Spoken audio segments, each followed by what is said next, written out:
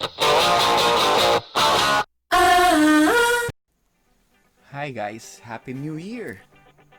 And welcome to my channel. So for today, I'll teach you how to develop a nursing care plan.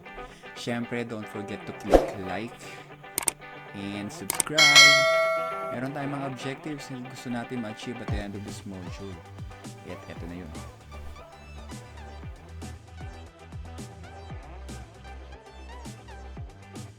So simulan natin sa definitions. Ano nga ba ang nursing care plan? Ang nursing care plan ay isang blueprint na gawa at ginagamit ng mga nurses para mabawasan kundi man lubusang ma-eliminate ang problema sa kalusugan ng pamilya.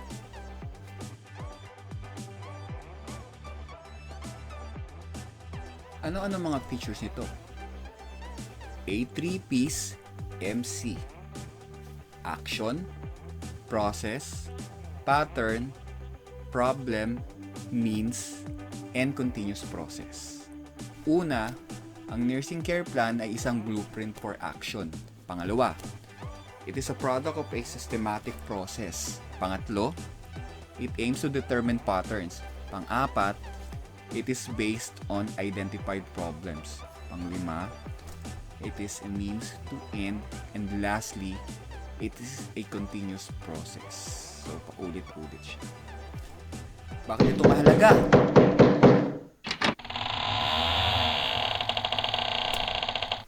Anyways, client care is individualized, sets priorities for care, defines the problems and details of nursing intervention, gaps and duplications in the services are minimized if not eliminated, facilitates coordinated care.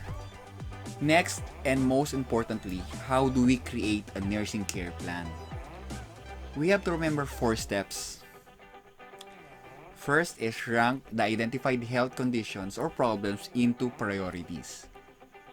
Then, we have to define goals and objectives of care. Develop the intervention plan, and lastly, develop the evaluation plan. Okay? So, huwag kayong mag-alala. Iisa-isahin natin ito. After the assessment phase, the nurse has to rank the identified health conditions or problems into priorities. Paano natin ito gagawin? We need to prioritize based on, first, nature of condition or problem, categorize into wellness state or potential, health threat, health deficit, and foreseeable crisis. Next is the modifiability of the condition or problem. The probability of success in enhancing the wellness state, improving the condition, minimizing, alleviating, or totally eradicating the problem through intervention. Next is preventive potential. The nature and magnitude of the problem, or the future problem rather, that can be minimized or totally prevented if intervention is done on the condition or problem under consideration. And lastly, salience. It is the family's perception and evaluation of the condition or problem in terms of seriousness and urgency of attention needed or family readiness. Yung matatagal na nurses, hindi na sila gumagamit ng scoring scale. Pero para sa mga nagsisimula pa lamang, meron tayong ginagamit na scale for ranking health conditions and problems according to priorities, which is by Bailon and Maglaya. Makakatulong yung scale na i-guide tayo in deciding which factors have more weight than others.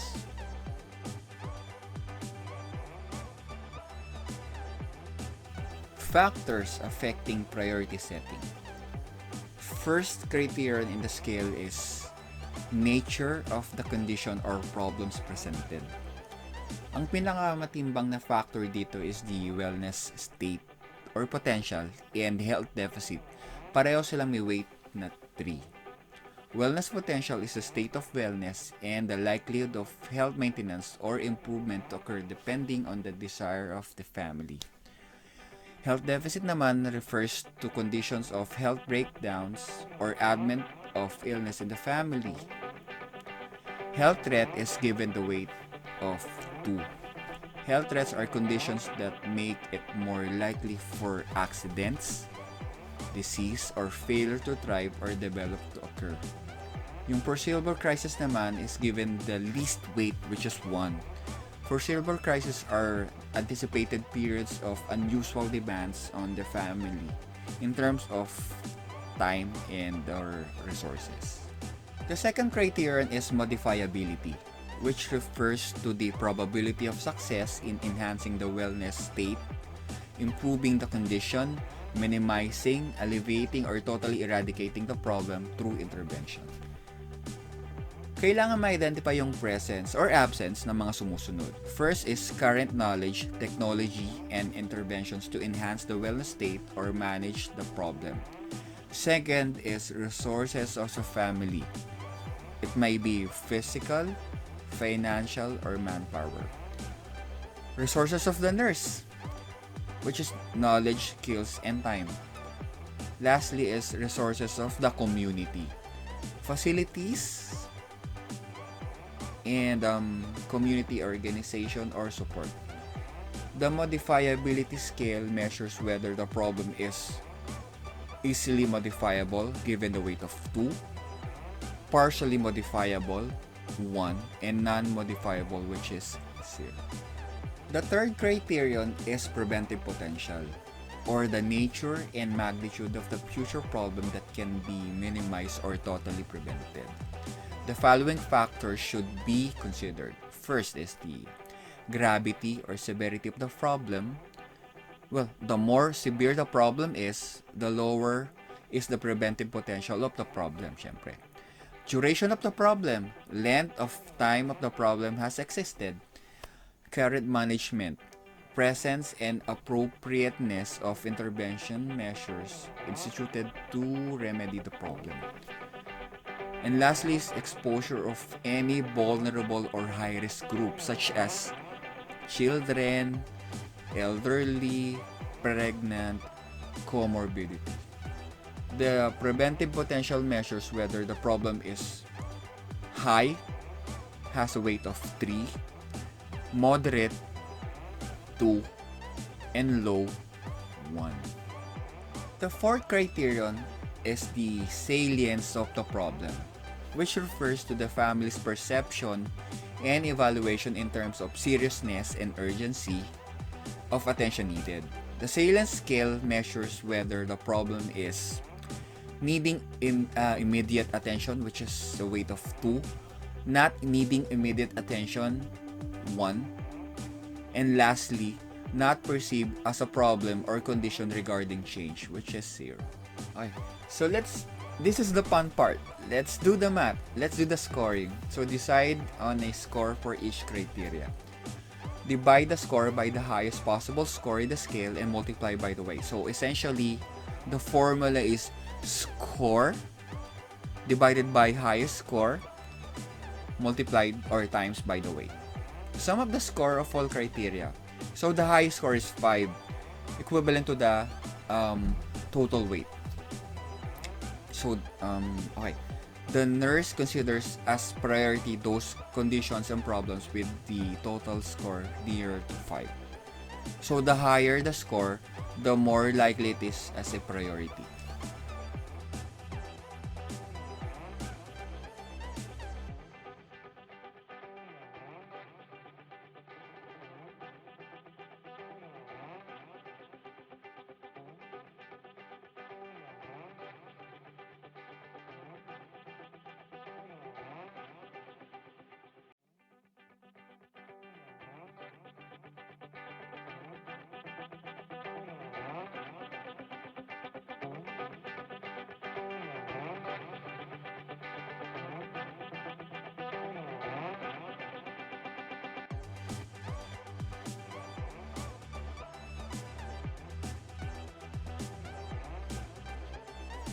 So nakapag-set na tayo ng priorities, we will now move into step 2, which is formulate goals and objectives of KIT.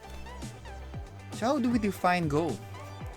Goal is a general statement of an intended condition or state to be brought about by a specific course of action.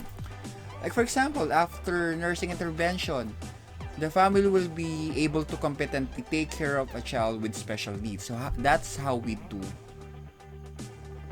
goal setting. The goals must be set jointly by the family. That is a cardinal rule. What are the barriers in joint goal setting? Failure of the family to perceive the existence of the problem. The family may realize the existence of a health condition but is too busy at the moment with other concerns or preoccupation. The family does not see it as serious enough to warrant attention. Grabe! Urut gitu ya kaya. Agay ka!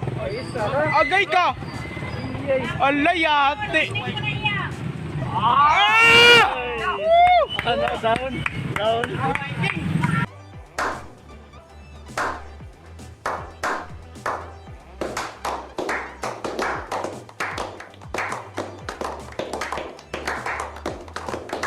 A few moments later. Banyak teman, banyak cinta untukku, kau dan mabuk.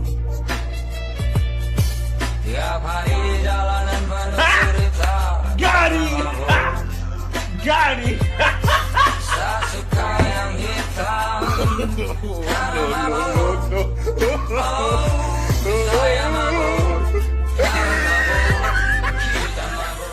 The family may refuse to act and do something about the situation. So, reasons for this might be fear of consequences for taking action, respect for tradition, failure to perceive the benefits of action proposed, failure to relate the proposed action to the family's goal. Lastly, failure to develop a working relationship between family and the nurse. Goals set by the nurse and the family should be SMART: specific, measurable, attainable, realistic, and time-bounded. Goals should be stated in the client's outcome.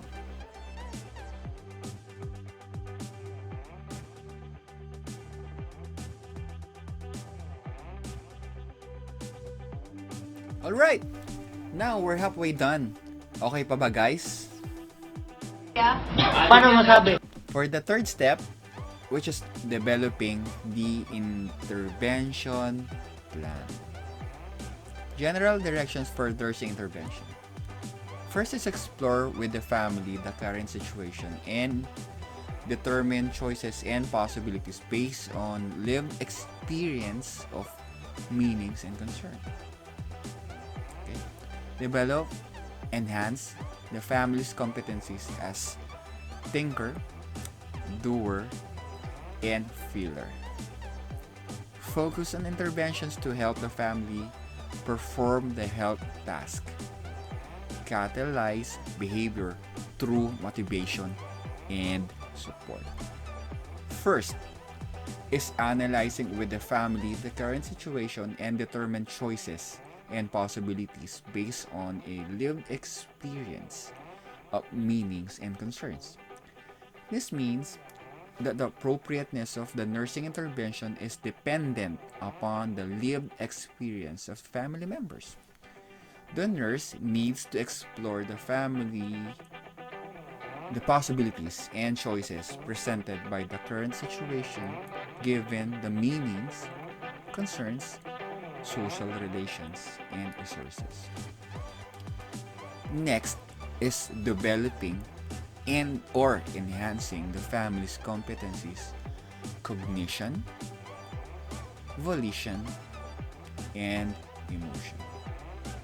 As a thinker, information or data or knowledge will be readily available and accessible for ease of use on decision making. As a doer, confidence is increased in carrying out the needed interventions to initiate and sustain change for health promotion and maintenance and accurate disease and problem management. As a feeler, appropriately acknowledge and understanding emotions generated by family life or health and illness situation. Third is focusing on the interventions to help the family perform the health task. How can we do this as a nurse?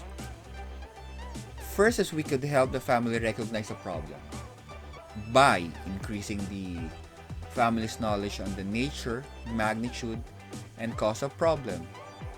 We could help the family see the implications of the situation or the consequences of the condition. Relate health needs to the goals of the family. Encourage positive or wholesome emotional attitudes towards the problems by affirming the family's capabilities, resources, and providing information on available options. Second is guide the family on how to decide on appropriate health actions to take.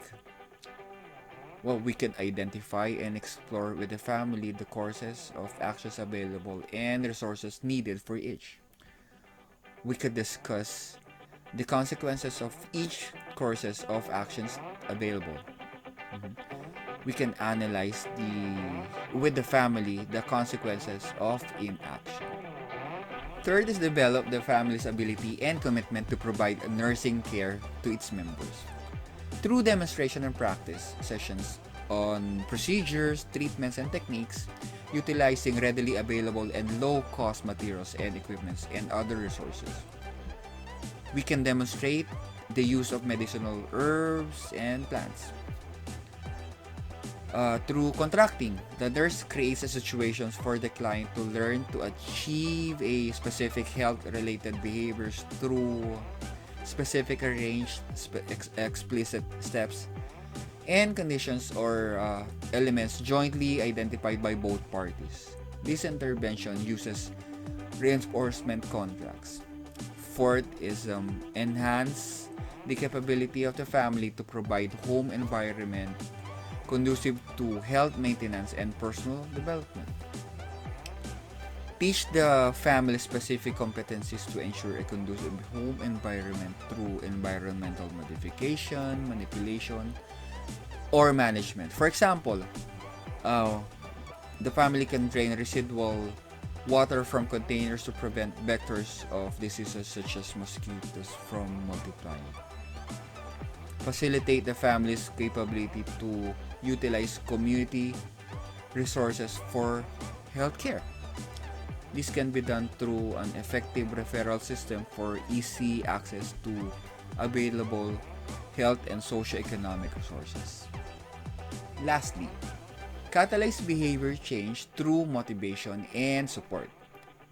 Nurses act as a change agent or catalyst of change to help their clients to put to maximum use valid knowledge and concerns for human needs, security, trust, self-esteem, and self-identity, among others. Nurses need to support the family to sustain the change. According to the intervention theory developed by Maglaya, an intervention is a experience or information that leads the family to desire and agree to undergo the behavior change or propose measures and take initial actions to bring about change. Fleury model of wellness and motivation involves constructing the intention to initiate or sustain change, translating intentions into actions, integrating actions or change into existing lifestyles. And for the last and final step, developing the evaluation plan. The evaluation plan specifies how the nurse will determine change in health status, condition, or situation and achievement of the outcomes of care. The plan includes criteria, indicators, evaluation methods or tools, resources of evaluation data.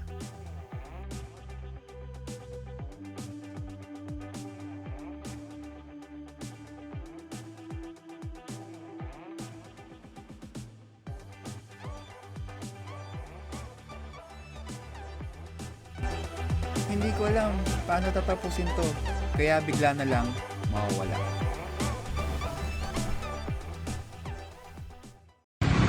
Pasensya ka na ha.